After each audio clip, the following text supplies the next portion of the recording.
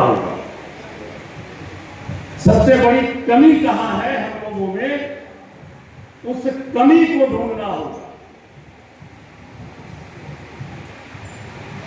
शिक्षित बनो, संगठित रहो, संघर्ष करो, ये हमारे महापुरुषों का नारा है। लेकिन हम लोग फंसे कहां हैं? हम लोग फंसे हैं अंधविश्वास में।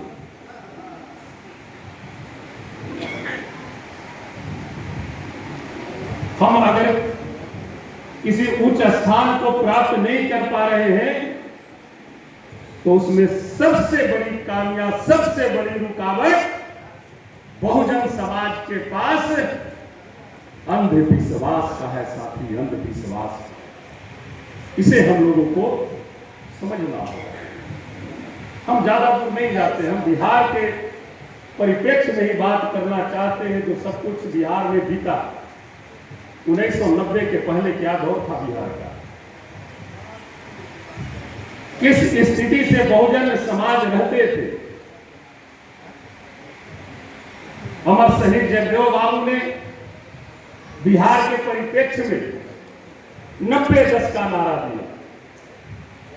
मान्यवर काशी राम जी ने देश के परिप्रेक्ष्य में 85-15 का नारा दिया।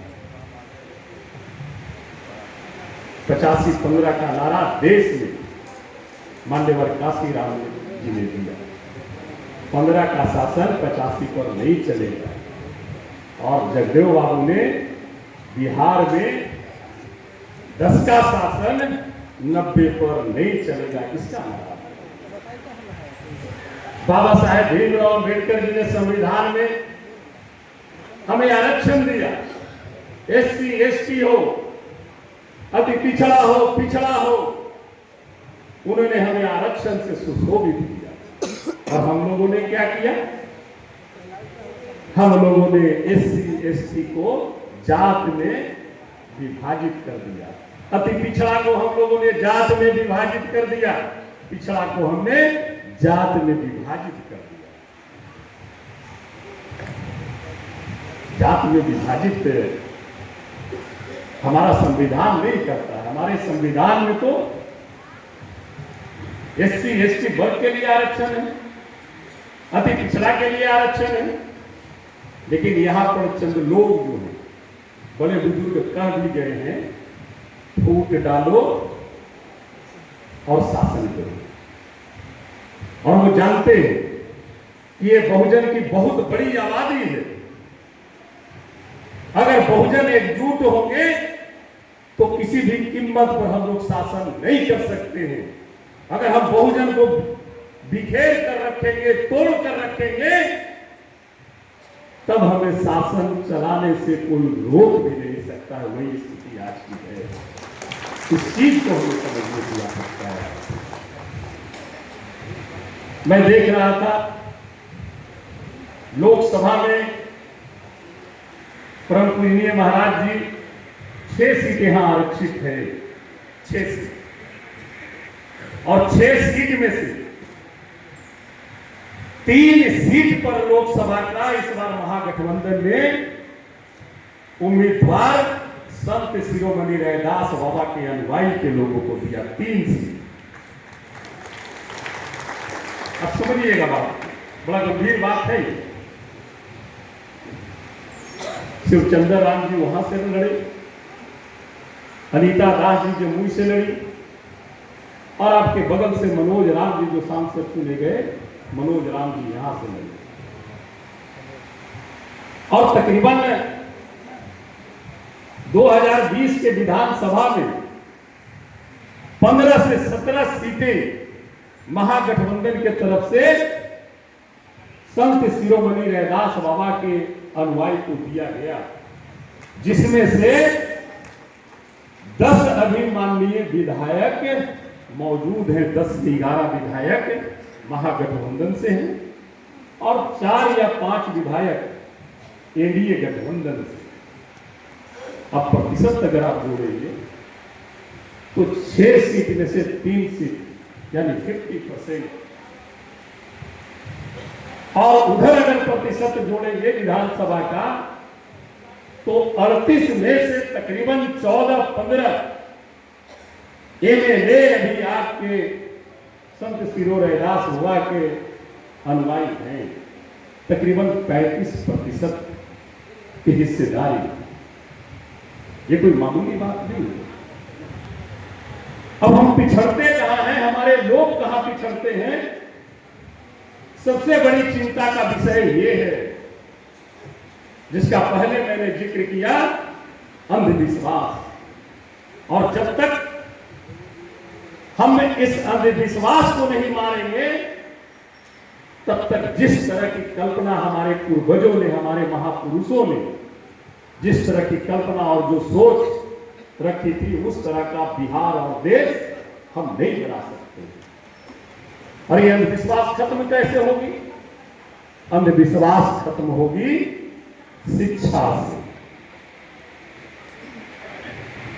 शिक्षा से खत्म होगी अंधविश्वास। ठीक कह रहे थे विद्यानंद विकल जी। हम मध्यम वर्ग की शिक्षा प्राप्त कर लेते हैं, लेकिन हायर एजुकेशन में हम लोग बहुत पीछे रह जाते हैं। और जब तक हम लोग उच्च शिक्षा नहीं ग्रहण करेंगे, हमारे लोग, बहुजन के लोग, तब तक जो ये रुकावट है, सबसे बड़ी रुकावट जो है अंधविश्वास की, मैं समझता हूं कि इससे हम तोड़ नहीं पाएंगे। इसलिए साथी, हमारे महापुरुषों ने जो सपना देखा है, हमारे महापुरुष संत शिरोमणि रैदास बाबा भी हमें लोग की तरह मनुष्य थे। आज हम लोग उन्हें भगवान के रूप में क्यों पूछते हैं?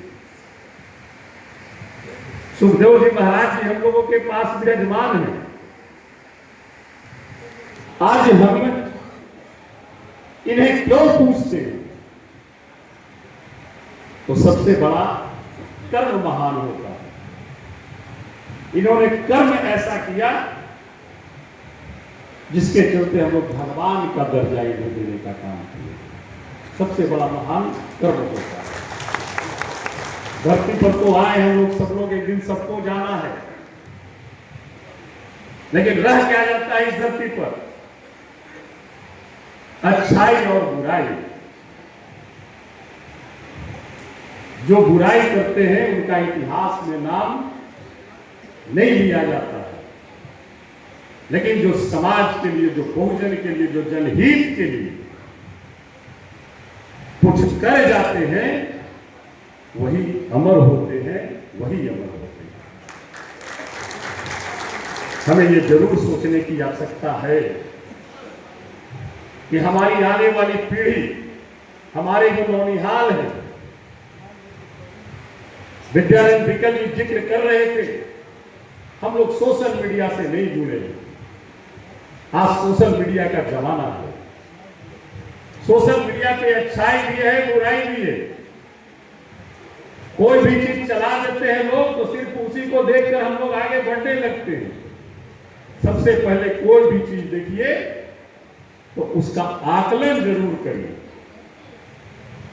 और एक कहावत भी हम लोग के पूर्वज कह गए हैं कि अगर कोई बोल रहे कि कौआ कान लेने जा रहा है, तो कौआ के पीछे मत दौड़ो, सबसे पहले अपना काम। ये तमाम चीजें हैं साथ। आप शिक्षित बहुजन बने, संगठित रहे, और जब संगठित रहेंगे,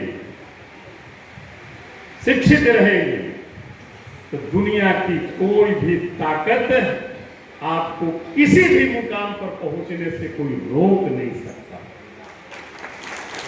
आपने जीता जो जागता उदाहरण औरंगाबाद में पेश किया है, जीता जागता उदाहरण।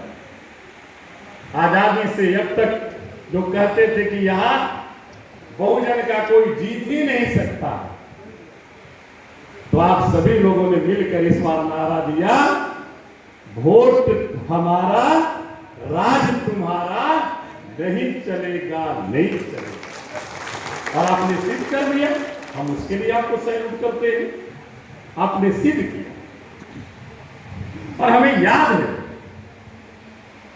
मैं सिर्फ आपके संज्ञान में लाना चाहता हूं, मैं कोई राजनीतिक भाषण नहीं देना चाहता हूं, सिर्फ जो घटनाएं घटी है उसी परिप्रेक्ष्य में मैं बोलना चाहता हूं। 1990 के पहले जो शासन थी बिहार में, कुछ दिनों के लिए, 2.5 साल के लिए बहुजन के बेटा जननायक कर्पूरी ठाकुर जी के हाथों में आया था। 2-2.5 साल के लिए जब सत्ता आई थी, तो उनके प्रति किस किस भाषा का इस्तेमाल करते थे लोग, क्या क्या नहीं बोलते थे। वो बोलने वाले लोग कौन थे? कौन थे वो बोलने वाले?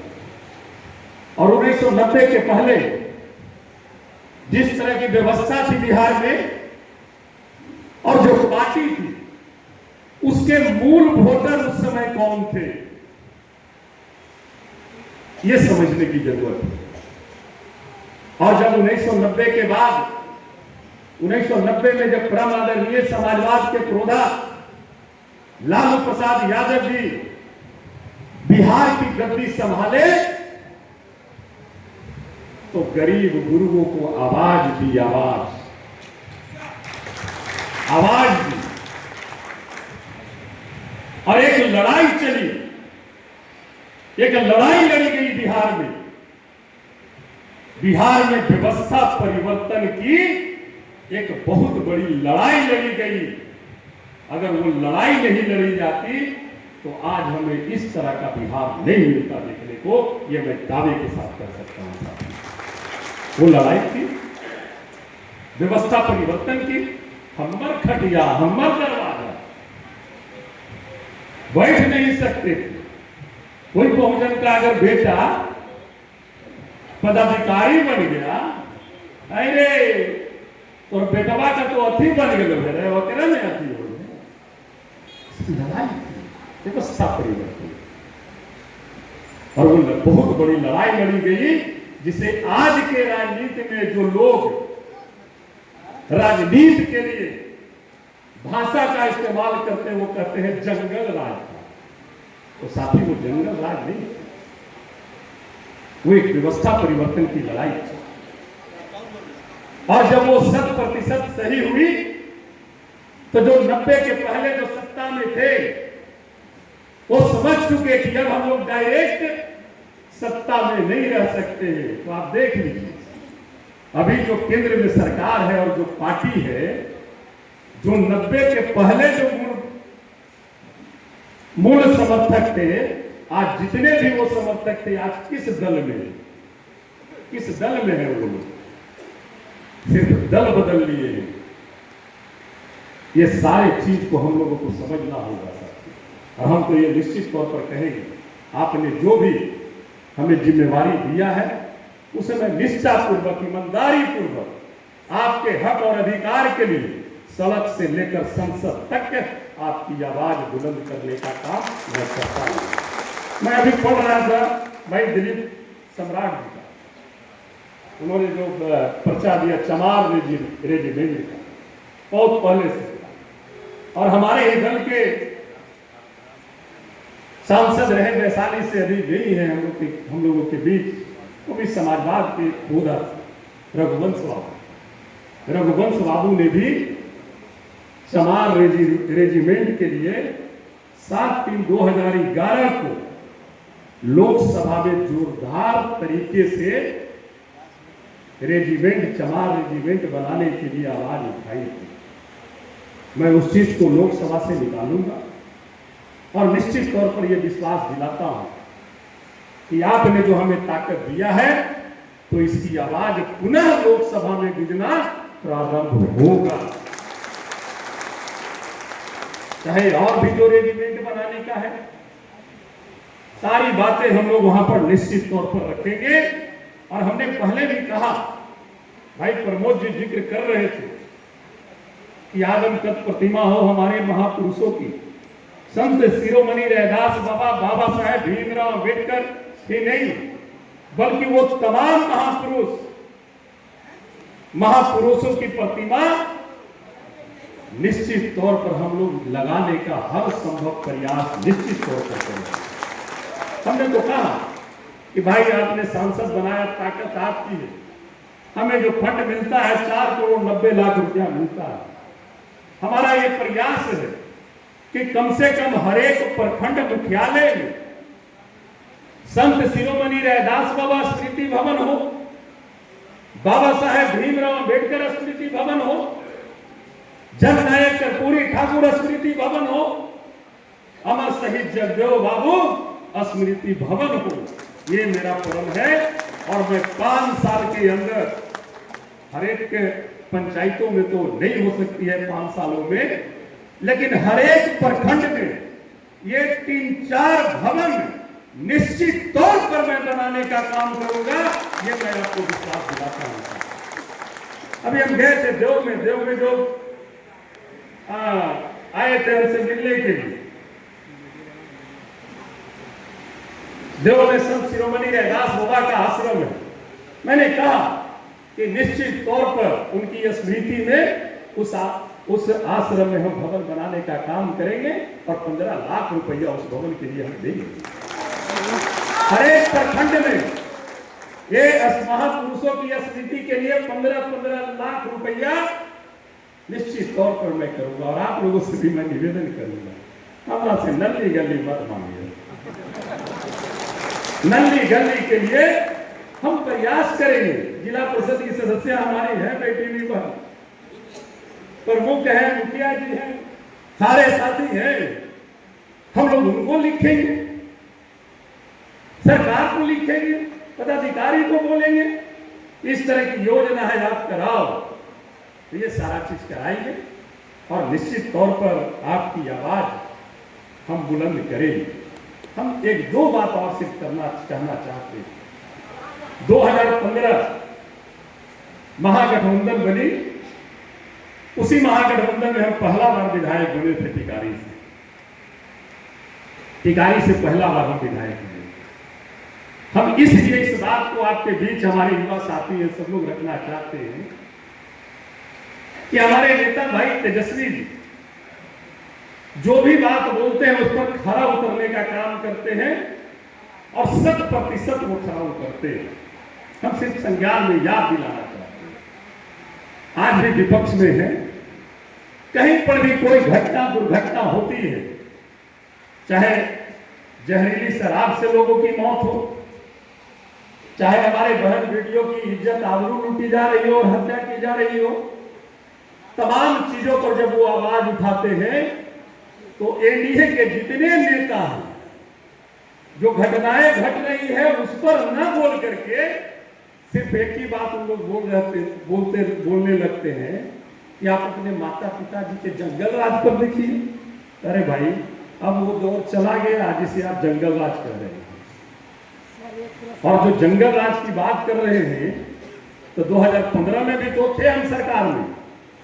जब 15 में सरकार में थे तो उसी सरकार में हर घर नल का जल योजना प्रारंभ हुई, महागठबंधन की सरकार में। गली नली पक्कीकरण योजना चालू हुआ, GTNSY ग्रामीण टोला निश्चय संपर्क योजना चालू हुआ, कौशल विकास मिशन चालू हुआ और स्टूडेंट क्रेडिट कार्ड योजना तक चालू हुआ। ये 2015 महागठबंधन की ही सरकार में चालू हुई थी। उस समय भी 2.5 साल थे, कहां जंगल राज आ गया था भाई? अमन चैन भाईचारा था। नीतीश बाबू मुख्यमंत्री थे, उप मुख्यमंत्री तेजस्वी बाबू थे। आपने कभी देखा कि मुख्यमंत्री जी मंच पर हैं तो तेजस्वी जी उनको पीछे से धक्का देके आगे खड़ा होना चाहते हैं? कभी देखा? या कभी किसी भी प्रकार का कोई अशोभनीय भाषा का इस्तेमाल किया? नहीं। 17 महीना की पुनः सरकार आई, फिर आए सत्ता में तो नौकरी की बाढ़ लगा दी। जो बोला उन्होंने किया। अब सब जितना भी दल है सब नौकरी की बातें कर रहे हैं। हम लोगों ने सवाल किया सदन में, मैं बोल रहा था, हमने कहा कि केंद्र सरकार जब आ रही थी 14 में तो उसने वादा किया कि हम महंगाई कम करेंगे। उसने वादा किया कि हर एक जिले में हम मेडिकल कॉलेज की स्थापना करेंगे। तो भाई हमारे क्या औरंगाबाद में तो मेडिकल कॉलेज की स्थापना अभी तक नहीं किए हैं हाँ, एक काम इन्होंने जरूर किया, देश के हर एक जिले में वो अपने पार्टी का हाई प्रोफाइल ऑफिस जरूर खोल लिया है। High profile office, medical college भी थी, हमने ट्रामा सेंटर की बात की, ट्रामा सेंटर आपका प्रारंभ हो रहा है, जमीन वगैरह चयन होके जा चुका है, और हम लोग हर संभव प्रयास कर रहे हैं कि मेडिकल कॉलेज भी बहुत जल्द यहां पर प्रारंभ हो बने। इसलिए साथी, दिग्भ्रमित नहीं होना है, सचेत रहना है, संगठित रहना है, और निश्चित तौर पर संगठित अगर हम रहेंगे तो दुनिया की कोई भी ताकत हमें आगे बढ़ने से रोक नहीं सकता है। और संविधान के साथ अगर कोई छेड़छाड़ करेगा तो आप देख लिए हैं नतीजा उसका। देश की जनता ने उन्हें दिखा दिया है। 400 पार का नारा देते थे, 240 पर ला करके खड़ा कर दिया है। ये संविधान की ही ताकत है। जो संविधान को बदलना चाहते थे, बिखेरना चाहते थे, ये उसी की ताकत है कि आज जैसे तैसे कर करके सरकार बनाने का काम करें। इसलिए सचेत रहना है। शिक्षा के क्षेत्र में हम अपने बच्चों को कैसे भविष्य बनाए, इस पर सोचना है, संगठित रहना है और संघर्ष जारी रखना है। इन्हीं चंद शब्दों के साथ हम सुखदेव जी महाराज जी का अभिनंदन करते हुए और संत शिरोमणि रैदास बाबा को नमन करते हुए, बाबा साहेब भीमराव अम्बेडकर को नमन करते हुए, तमाम महापुरुषों को नमन करते हुए अपनी वाणी को विराम देता हूं। जय हिंद, जय बिहार, जय संविधान, जय भारत। बहुत बहुत धन्यवाद।